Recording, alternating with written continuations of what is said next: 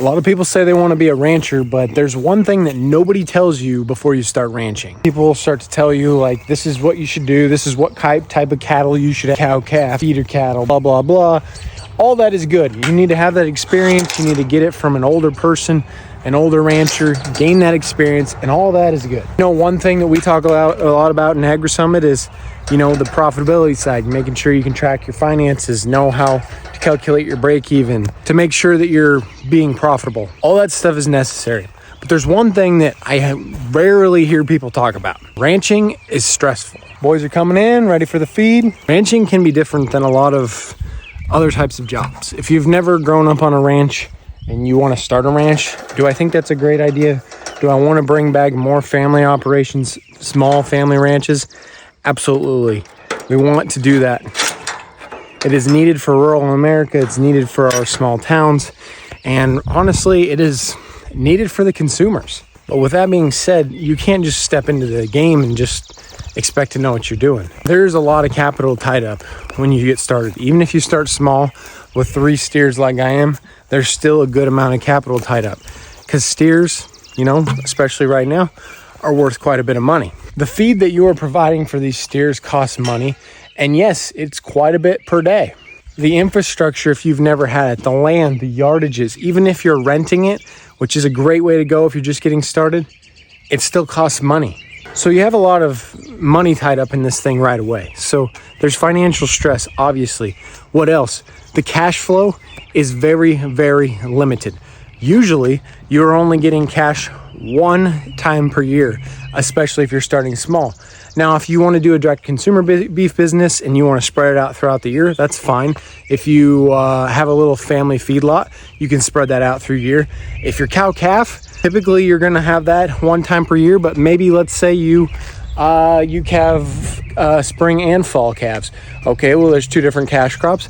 Maybe you save some heifers back, breed the heifers, sell them as bred heifers. Maybe you sell them as yearlings. Maybe you sell them as cow-calf pairs. A lot of different ways you can split that up. But let's be real. When you're starting small, you're probably only going to be getting that income in, you know, 1 major time, maybe 2 major times per year. The cash flow is very, very limited throughout the cycle. So you're spending a lot of money, and then you have this lump sum of income at the end that needs to cover all of that money that's already been spent. So if you don't have cash up front, you have to borrow it. I'm not going to go into ways to get around that in this video. The idea is that your cash flow is much limited. There's a lot of financial stress. I'm not saying this is the same thing. I'm just saying those little moments are kind of comparable, as in the first time you've ever had a baby or the first time you've ever had a dog. Like, there's something that you have to change with your old routine. There's a different thing that you need to take into account as a part of your life now. So let's say the first time you ever get a dog, you want to go on a long-term vacation. You can't take the dog. You have to have somebody who can watch the dog for you. So you have to call those people up and make sure you have that all arranged. And it's just one more thing you have to do that you just kind of have to think about. Snacks, you have to have bottles, things like that. There's little things that add to what you're already used to. The same is true with cattle. So if I want to go on vacation, I have to have somebody who can feed these steers twice a day, because I feed them twice a day.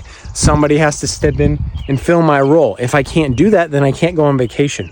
That's just a matter of fact. The bigger your operation, the harder it's going to be to get away. It's always been kind of known, in our family, like during calving season, we don't go a lot of places. If we do, it is not together. It is, one person leaves and then somebody else leaves in a different time. There's a lot of stuff going on. Somebody needs to be around to watch the cows. All of us who have cattle understand that these things do one thing that will really tick you. They get out. When you're in a hurry and you're trying to get to town for something, you're trying to get to an event, it never fails. The worst time ever, cows will get out. They just seem to know when the electric fence isn't hot. They just seem to know when there's a staple out of the barbed wire fence. So there's that stress added to a part of your life. And the more you have, the more stress there is. And I'm not trying to deter any of you away from becoming, a family rancher, a small homestead to get started, or even starting with 3 steers like I am here, direct to consumer.